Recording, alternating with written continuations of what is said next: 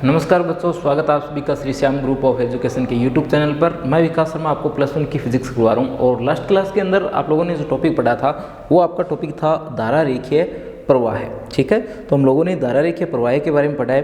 कुछ एक बातें आपको उसके बारे में फिर से बता देता हूँ और इसके बाद अपने नया टॉपिक शुरू करेंगे, स्वतंत्र समीकरण। तो लास्ट क्लास जो आपकी थी उसमें आप लोगों ने क्या पढ़ा था? उसमें पढ़ा था आप लोगों ने धारा रेखीय प्रवाह है।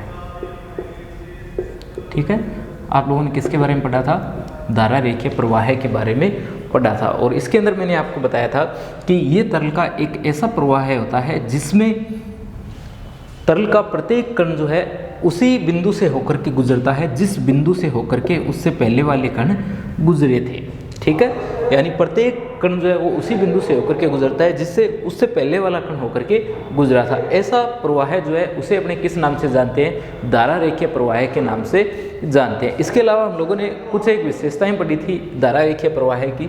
एक तो इसके अंदर आपने पढ़ा था जैसे ये धारा रेखीय प्रवाह है और इसके किसी बिंदु पर अगर आप लोग क्या कर देते हो, स्पर्श रेखा खींच देते हो, तो वो किसकी दिशा को व्यक्त करती है? धारा रेखा की दिशा को व्यक्त करती है। एक इसके अंदर मैंने आपको बताया था कि दो धारा रेखाएं आपस में कभी नहीं काटती है। ठीक है, तो ये दो मुख्य विशेषताएं थी। इसके अलावा आपने और भी विशेषताएं पढ़ी थी। जैसे एक आप लोगों ने पढ़ा था कि धारा रेखा क्या करती है, कुछ भी हो सकती है। दूसरा कि एक निश्चित बिंदु जो होता है उस पर धारा रेखा जो होती है उसकी दिशा और वेग एक जैसा होता है, परंतु अलग अलग स्थानों पर अलग अलग बिंदुओं पर दिशा और वेग क्या हो सकता है? इनका भिन्न हो सकता है। एक इसके अंदर हम लोगों ने पढ़ा था क्रांतिक वेग, टॉपिक था इसमें एक हमारा क्रांतिक वेग। तो क्रांतिक वेग का मतलब क्या था? क्रांतिक वेग का मतलब था कि धारा रेखीय प्रवाह जो है एक निश्चित न्यूनतम वेग तक ही संभव होता है। यानी धारा रेखीय प्रवाह जो है वो क्या होता है? एक निश्चित और न्यूनतम वेग तक ही संभव होता है। ठीक है, और इस वेग को अपने किस नाम से जानते हैं? क्रांतिक वेग VC के नाम से जानते हैं। यानी इस वेग के बाद में धारा रेखीय प्रवाह जो है वो नहीं रहेगा। तो ये आपका कौन सा वेग आता है? क्रांतिक वेग आता है। तो ये कुछ एक बातें हम लोगों ने इसके अंदर पढ़ी थी। एक इसके अंदर मैंने आपको बताया था बिल्कुल लास्ट के अंदर, जैसे ये कोई धारा रेखा है, धारा रेखीय नली है ये, जिसमें तरल जो है वो क्या हो रहा है? प्रवाहित हो रहा है। तो धारा रेखीय नलिका के अंदर मैंने आपको बताया था कि धारा रेखीय नलिका जो होती है इसके अंदर जो धारा रेखा होती है वो होती है इस नली की दीवारों के हमेशा समांतर। ठीक है, धारा रेखीय प्रवाह जो होता है इसमें ये जो धारा रेखा होती है इसकी दिशाएं हमेशा नली की दीवार की क्या रहती है? समांतर रहती है। इसका मतलब ये हुआ कि जो आपकी धारा रेखीय नलिका है न तो उससे कोई द्रव बाहर निकल पाएगा और ना ही कोई बाहर से द्रव जो है वो धारा रेखा नलिका जो है उसके अंदर प्रवेश कर पाएगा। ठीक है, मतलब धारा रेखीय नलिका जो होती है उसके एक सिरे से प्रति सेकंड जितना द्रव अंदर जाएगा उतना का उतना द्रव प्रति सेकंड जो है वो बाहर निकल जाएगा।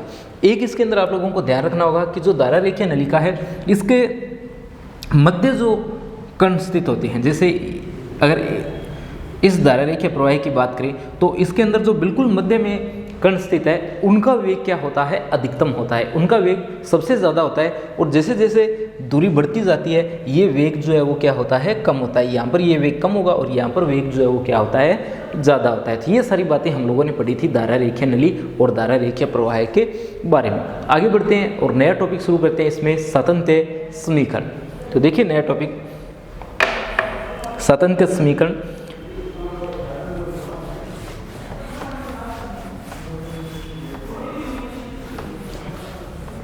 तो अपना टॉपिक है स्वतंत्र समीकरण।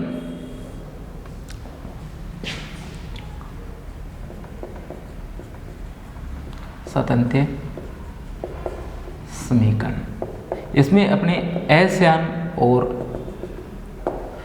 असंपीड्य जो आपके पास में होता है उस तरल के धारा रेखीय प्रवाह के बारे में अपने बात करेंगे जिससे इसका घनत्व जो है सभी बिंदुओं पर क्या हो? एक समान हो। ठीक है, और ये मैंने आपको बता ही दी है कि धारा रेखीय नलिका जो होती है इसकी दीवारों पर जो द्रव है वो नली की दीवारों के हमेशा क्या होता है? समांतर होता है। यानी द्रव का प्रवाह जो नलिका क्या हमेशा क्या होता है? समांतर होता है। तो अपने एक धारा रेखीय नलिका लेते हैं जिसका अनुप्रस्थ काट जो है वो क्या है? असमान है।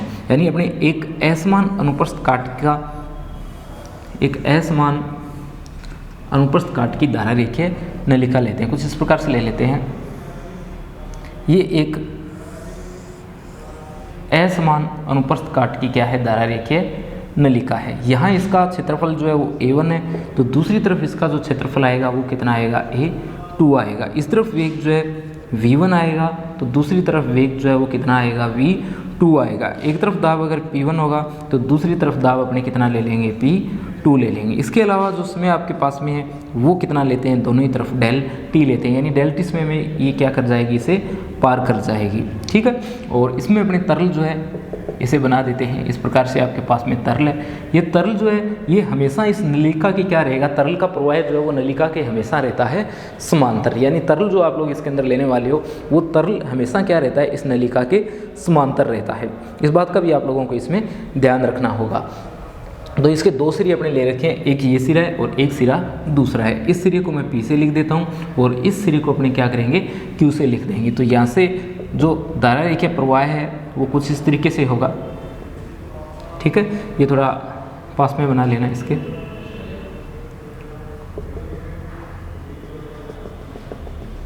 तो इस तरीके से ये जो नली है इसमें तरल का प्रवाह जो है वो कैसा होगा, धारा रेखीय प्रवाह होगा, ठीक है। P1 P2 की अपनी जरूरत नहीं पड़ेगी, सीधा P और Q नाम लिख दिया मैंने इसका।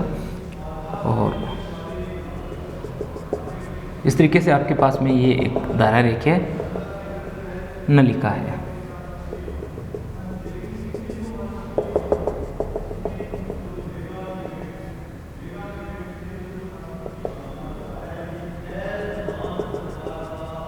ठीक है,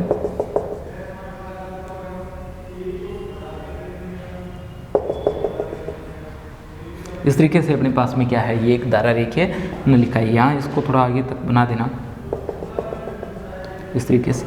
और इस बात का भी ध्यान रखना कि कोई भी धारा रेखा नलिका जो है वो आपस में कभी नहीं काटती है, यानी धारा रेखीय नलिका जो होती है इसमें जो तल का धारा रेखीय प्रवाह होता है ये धारा रेखीय प्रवाह आपस में कभी नहीं काटता है। तो इस तरीके से अपने क्या कर देते हैं, इसमें इन सबको बना देते हैं।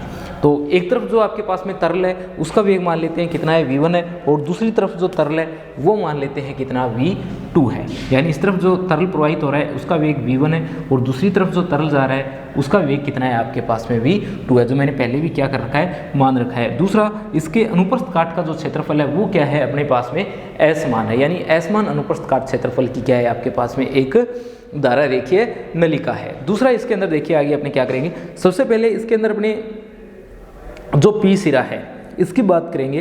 तो P सिरे के अंदर किसी समय डेल टी में P सिरे से प्रवेश करने वाले द्रव का अगर आयतन देखा जाए तो P सिरे से प्रवेश करने वाले द्रव का आयतन देखिए कितना होगा, P सिरे से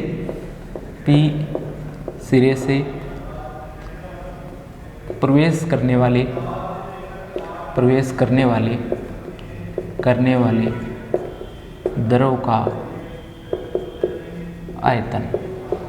तो P सिरे से प्रवेश करने वाले द्रव का क्या करना है, आप लोगों को आयतन जो है वो ज्ञात करना है। अगर यहाँ पर आप लोग इसका आयतन ज्ञात करो तो आयतन के लिए आपके पास में एक तो होना चाहिए इसका क्षेत्रफल। तो क्षेत्रफल तो इसके अनुप्रस्थ काट का कितना है, A1 है, और P सिरा जो है यहाँ पर जो तरल है उसका वेग कितना है, तो तरल का वेग जो है वो V1 है, अनुप्रस्थ काट जो है उसका क्षेत्रफल कितना है, A1 है। ठीक है, तो आप लोग बात कर रहे हो कितने समय की, डेल टी समय की। तो जो दूरी तय की जाएगी V1 वेग से वो कितनी आएगी, दूरी बराबर सूत्र होता है चाल गुणा समय, तो कितना आएगा, V1 डेल टी आएगा। तो इससे आपके पास में ये जो आयतन आने वाला है P सिरे से प्रवेश करने वाले द्रव का, ये कितना आएगा, P1 V1 और डेल टी आएगा। तो ये आपके पास में आ जाता है P सिरे से प्रवेश करने वाले द्रव का आयतन। अब जो आपके पास में दूसरा सिरा Q है उससे निकलने वाले द्रव का आयतन कितना होगा, तो Q सिरे से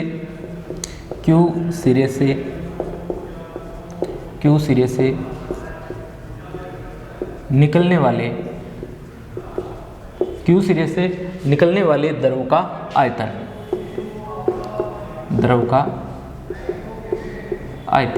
ये आयतन आपके पास में आएगा A2 तो क्या है, आपके पास में इस साइड के अनुप्रस्थ काट का क्षेत्रफल है, और V2 क्या है, वेग है। समय दोनों तरफ अपने ले रहे हैं समान, तो ये आ जाता है आपके पास में A2 V2 और डेल टी। दूसरा अपने ये माना है कि गतिशील प्रवाह जो है इसमें किसी भी प्रकार का द्रव्यमान में परिवर्तन हम लोग नहीं कर रहे हैं। जब द्रव्यमान में परिवर्तन नहीं हो रहा है और द्रव क्या है असंपीड्य है, जिससे रो जो है वो क्या रहेगा यहाँ पर नियत रहेगा। यानी यहाँ जो रो जो है वो रो क्या रहेगा, गंतव्य रो जो है यहाँ गंतव्य रो ये क्या रहेगा नियत रहेगा। क्यों? क्योंकि तरल जो है वो असंपीड्य और अश्यान है। असंपीड्य और अश्यान तरल होने के कारण यहाँ गंतव्य हमारे पास में जो आने वाला है वो क्या आएगा नियत आएगा। ठीक है। दूसरा इसके अंदर आप लोग देखोगे कि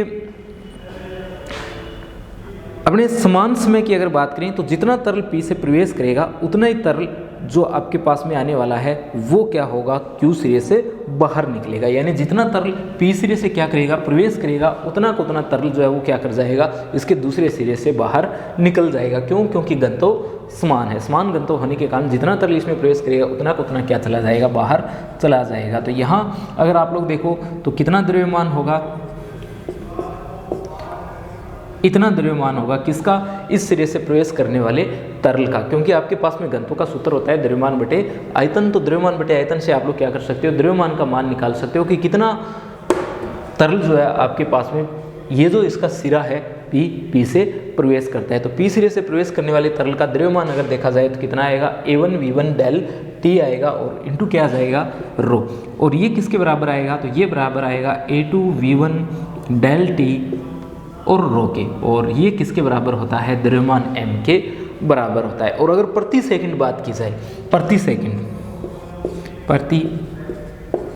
सेकंड तो प्रति सेकंड की जब आप लोग बात करोगे तो डेल टी जो आपके पास में है इसकी जगह आप लोग क्या रखोगे A1V1 रखोगे। तो A1V1 और रो बराबर है किसके A2V2 आएगा यहाँ A2V2 रो और किसके बराबर है m के बराबर है। यहाँ से आप लोग मान निकाल सकते हो किसका A1V1 का और किसका A2 और V2 का किसके बराबर है द्रव्यमान m बटा रो के बराबर है। तो आपके पास में A1V1 जो है वो किसके बराबर आ जाता है वो आ जाता है M2V2 के बराबर, जो किसके बराबर है m अपॉन रो के बराबर है। या आप लोग बोल सकते हो कि ये जो मान आपके पास में आया है ये हमेशा क्या रहता है नियतांक रहता है। तो धारा रेखीय प्रवाह में जितना तरल इस साइड से प्रवेश करेगा उतना को उतना तरल जो है वो दूसरे सिरे से क्या हो जाता है बाहर निकल जाता है। यानी धारा रेखीय प्रवाह के अंदर ये जो आपके पास में मान है ये हमेशा क्या रहता है नियत रहता है। यहाँ से आप लोग ये भी लिख सकते हो कि APVP बराबर है किसके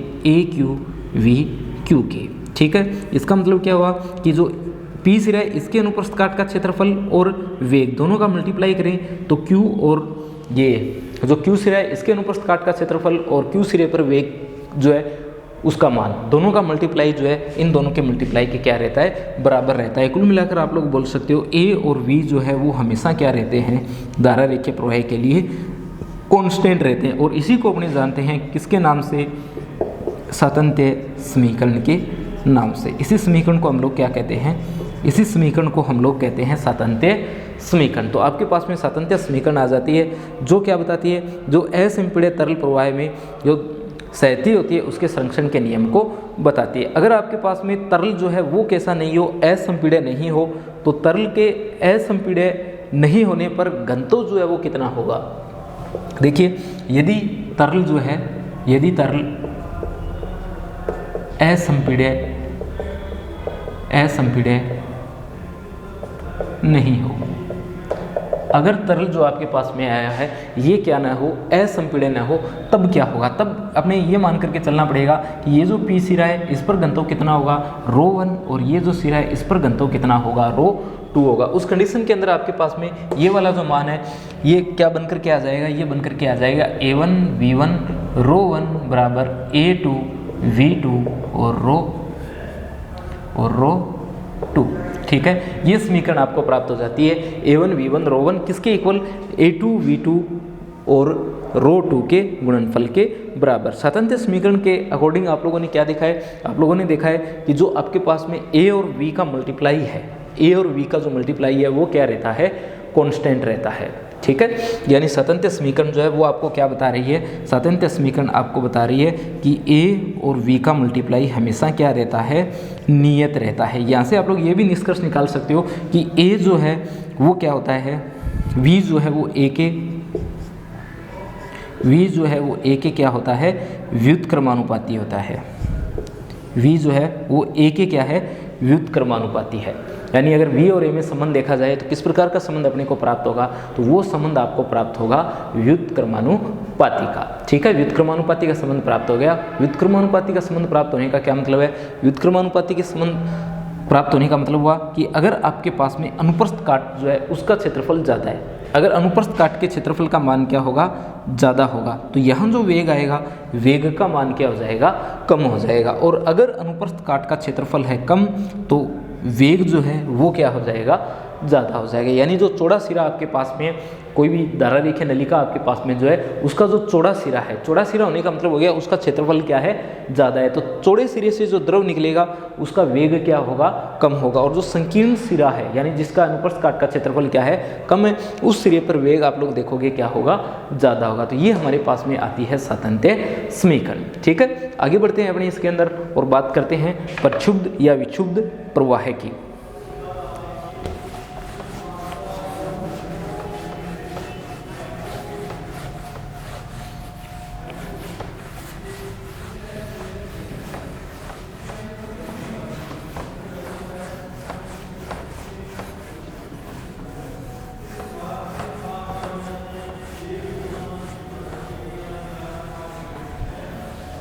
देखिए आगे इसमें नया टॉपिक आता है अपना प्रक्षुब्ध या विक्षुब्ध प्रवाह। ठीक है, तो एक तो हम लोगों ने पढ़ा है धारा रेखीय प्रवाह और दूसरा आता है प्रक्षुब्ध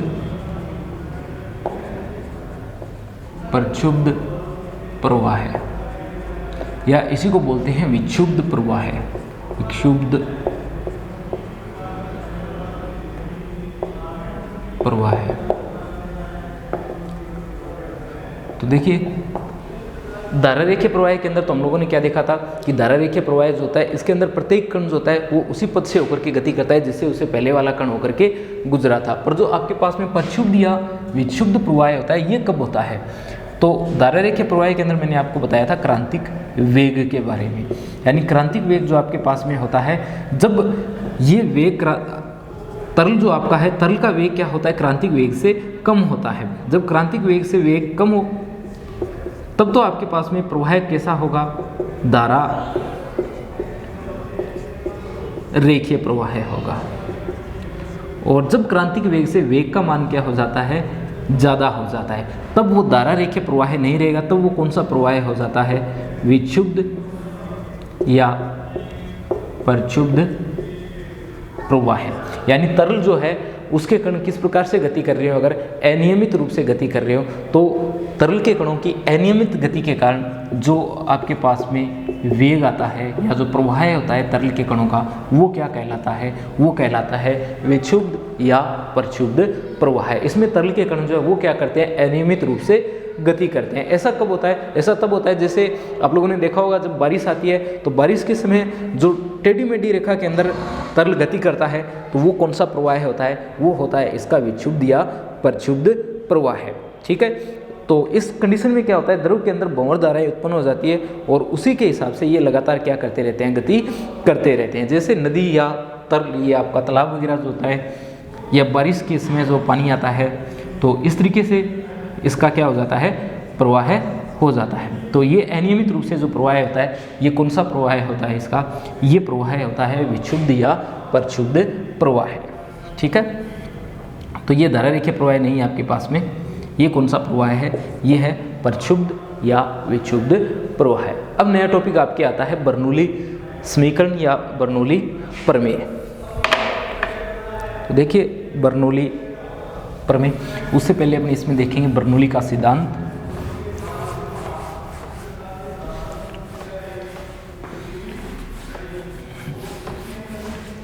देखिए बर्नौली सिद्धांत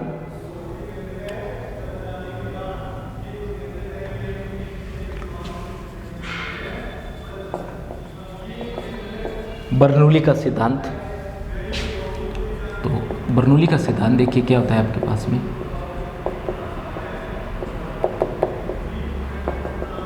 देखिए बर्नौली जो था उसने बताया था कि जो तरल आपके पास में होता है, तरल में 3 प्रकार की ऊर्जाएं होती है। तरल जब किस प्रकार की गति करता है, धारा रेखीय प्रवाह करता है, यानी जब तरल या द्रव जो आपके पास में होता है, द्रव का कौन सा प्रवाह जब होता है, धारा रेखीय प्रवाह होता है। किसका, किसी द्रव का। तो द्रव जो होता है उसका कौन सा प्रवाह जब होता है, धारा रेखीय प्रवाह होता है। तो 3 प्रकार की उसकी क्या होती है, ऊर्जाएं होती है। यानी इसमें इसके अंदर कितनी प्रकार की ऊर्जाएं होती है, 3 प्रकार की ऊर्जाएं होती है। कौन कौन सी ऊर्जा होती है, एक तो इसके पास में होती है गतिज ऊर्जा, एक होती है स्थितिज ऊर्जा, और तीसरी जो ऊर्जा होती है वो आती है दाब ऊर्जा। तो एक एक करके अपने इसके अंदर पढ़ते हैं, और सबसे पहले हम लोग देखते हैं गतिज ऊर्जा को। तो देखिए गतिज ऊर्जा जो है वो क्या होती है, गतिज ऊर्जा, सबसे पहले ऊर्जा आती है गतिज ऊर्जा। तो ये बातें तो आप लोग पहले पढ़ चुके हो, गतिज ऊर्जा, स्थितिज ऊर्जा, ये ऊर्जाएं जो होती है अपने मैं पढ़ा चुका हूँ आपको फर्स्ट फिजिक्स के अंदर, जो कार्य ऊर्जा शक्ति वाला टॉपिक था उसमें। तो देखिए जो तरल जिसका धारा रेखीय प्रवाह हो रहा है उसके अंदर 3 प्रकार की ऊर्जाएं पाई जाती है, गतिज ऊर्जा, स्थितिज ऊर्जा और दाब ऊर्जा। तो गतिज ऊर्जा जो उसकी होगी, उस गतिज ऊर्जा यानी काइनेटिक एनर्जी जो है उसका मान कितना होगा। तो यदि आपके पास में जो धारा रेखीय प्रवाह हो रहा है तरल, उसका द्रव्यमान कितना हो, स्मॉल m हो, और उसके प्रवाह का वेग कितना हो, स्मॉल v हो, तो उसकी ऊर्जा जो आएगी, उस ऊर्जा का मान कितना आएगा, उस ऊर्जा का मान आने वाला है 1/2 mv स्क्वायर। कितना आने वाला है, 1/2 mv स्क्वायर आने वाला है। और अगर एकांक आयतन के लिए इसे देखा जाए, एकांक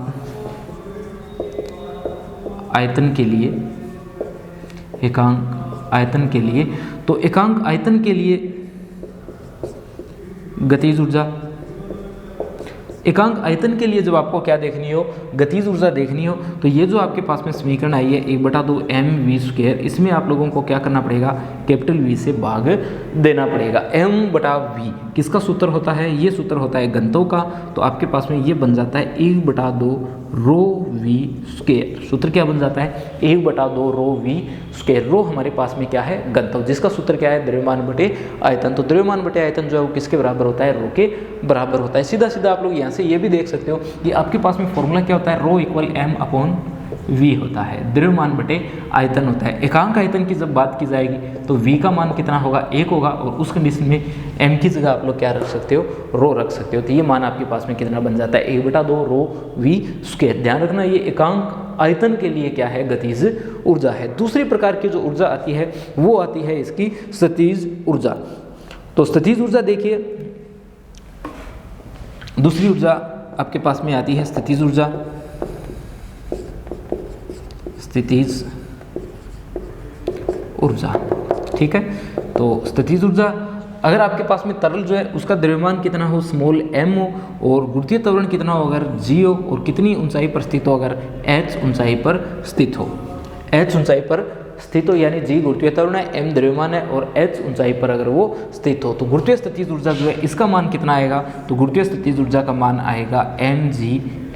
कितना आएगा, mgh आएगा। और अगर इसी को लिखा जाए किसके लिए, एकांक आयतन के लिए, इसी को हम लोग किसके लिए लिखें, एकांक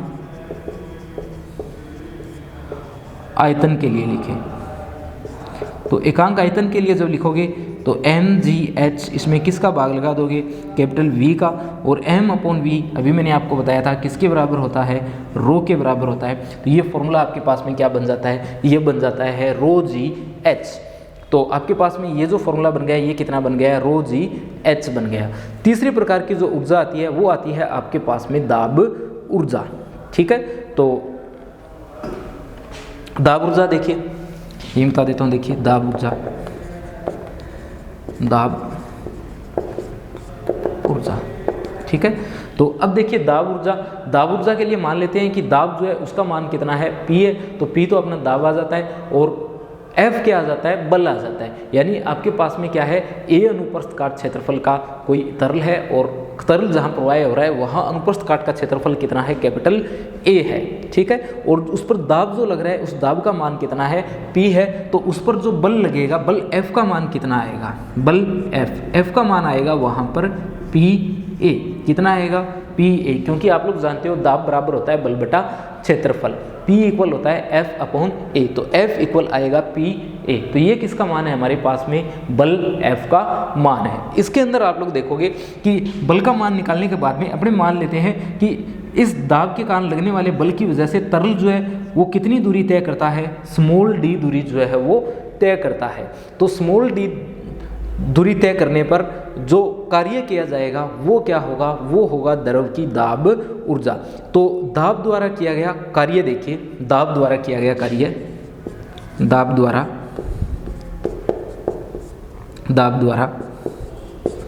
किया गया कार्य, दाब द्वारा कितना कार्य किया जाएगा, तो ये कार्य किया जाएगा W, इसका सूत्र होगा बल गुणा विस्थापन यानी F गुणा D। तो ये किसके बराबर आएगा, ये आएगा PAD के बराबर। अगर एकांक आयतन के लिए इसे लिखा जाए, किसके लिए, एकांक आयतन के लिए लिखा जाए, तो एकांक आयतन के लिए जब आप लोग इसे लिखोगे तो आपको लिखना पड़ेगा PAD बटा AD, ठीक है। AD से AD निरस्त हो जाएगा और दाब ऊर्जा का मान कितना आ जाएगा, P आ जाएगा। तो P जो है वो क्या है, दाब ऊर्जा है। तो दाब ऊर्जा का मान P है और एकांक आयतन के लिए स्थितिज ऊर्जा जो आपके पास में है ये तरल की, उसका मान कितना है, ρ GH है। और जो एकांक आयतन के लिए गतिज ऊर्जा आई है, एकांक आयतन के लिए गतिज ऊर्जा का मान हमारे पास में कितना है, 1/2 ρv² आया है। तो इसका मान तो 1/2 ρv² आया। और एकांक आयतन के लिए स्थितिज ऊर्जा का मान कितना है, ρ GH आया। और एकांक आयतन के लिए दाब ऊर्जा का मान हमारे पास में कितना आता है, ये मान हमारे पास में आता है कैपिटल P। इसके अंदर देखिए आप लोग कि जो आपके पास में A × D है, ये क्या है, आयतन है। क्योंकि जहाँ भी तरल प्रवाह हो रहा है उस जगह जो भी नलिका आपके पास में है, उस नलिका के लिए अगर आप लोग देखोगे तो उसके अनुप्रस्थ काट का क्षेत्रफल अपना कितना है, कैपिटल A है। और D दूरी वो क्या कर रहा है, तय कर रहा है। तो A और D को जब आप लोग मल्टीप्लाई करोगे तो उससे आपको क्या मिलेगा, आयतन मिलेगा। तो एकांक आयतन के लिए जब दाब का मान ज्ञात करोगे तो वो कितना आएगा, वो आएगा कैपिटल P, ठीक है। अब देखिए आगे,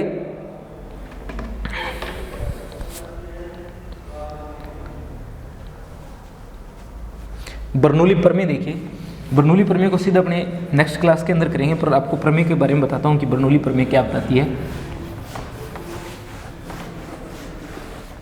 बर्नौली जो प्रमेय हमारे पास में है, बर्नौली प्रमेय बताती है, देखिए बर्नौली सिद्धांत और बर्नौली सिद्धांत के बाद में बर्नौली प्रमेय। बर्नौली प्रमेय बताती है कि जब कोई तरल किसी मार्ग के अनुदिश क्या कर रहा है, गति कर रहा है, और वो कैसा तरल है, वो अश्यान और असंपीड्य द्रव है, ठीक है। तो अश्यान और असंपीड्य द्रव होने के कारण वो जहाँ गति कर रहा है तो उस मार्ग के प्रत्येक बिंदु पर उसकी दाब ऊर्जा, गतिज ऊर्जा और स्थितिज ऊर्जा, प्रति एकांक आयतन के लिए जो उसकी दाब ऊर्जा, गतिज ऊर्जा और जो स्थितिज ऊर्जा है, इन तीनों का योग जो है वो क्या रहता है, कांस्टेंट रहता है। ये कौन बताता है, ये बताता है आपको बर्नौली प्रमेय। यानी जो आपके पास में द्रव है उसका प्रत्येक स्थान पर जब धारा रेखीय प्रवाह हो रहा होता है तो प्रति एकांक आयतन कुल ऊर्जा जो है उसकी क्या है, संरक्षित है, ठीक है। धारा रेखीय प्रवाह में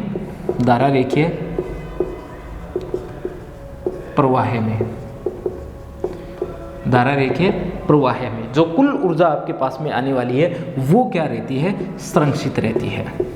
कुल ऊर्जा जो है वो क्या रहती है, संरक्षित रहती है। प्रति एकांक आयतन जो कुल ऊर्जा हमारे पास में वो क्या रहने वाली है, संरक्षित रहने वाली है। तो इससे आप लोग क्या लिख सकते हो, इससे आप लोग लिख सकते हो, तो प्रति एकांक आयतन के लिए कुल ऊर्जा आपको लिखनी है। तो एक तो इसके अंदर आती है दाब ऊर्जा, एक आपके पास में आती है कौन सी ऊर्जा, स्थितिज ऊर्जा, और एक हमारे पास में आती है 1/2 ρv², जो कौन सी ऊर्जा है, इसकी गतिज ऊर्जा है। और इन तीनों का जोड़ जो है वो क्या रहता है, कांस्टेंट रहता है, ठीक है। तो ये हमारे पास में क्या आती है, बर्नौली प्रमेय आती है। क्या बताती है, P + ρ GH + 1/2 ρv², और इसका मान कितना प्राप्त हो रहा है, हमें कांस्टेंट प्राप्त हो रहा है। यानी ये बर्नौली प्रमेय जो है ये हमें क्या बता रही है कि जब कोई तरल किसी मार्ग के अनुदिश धारा रेखीय प्रवाह में गति कर रहा है तो उस समय उस मार्ग के प्रत्येक बिंदु पर प्रति एकांक आयतन उसकी दाब ऊर्जा, उसकी स्थितिज ऊर्जा और उसकी गतिज ऊर्जा, इन तीनों का मान जो है वो क्या रहता है, नियत रहता है। या आप लोग बोल सकते हो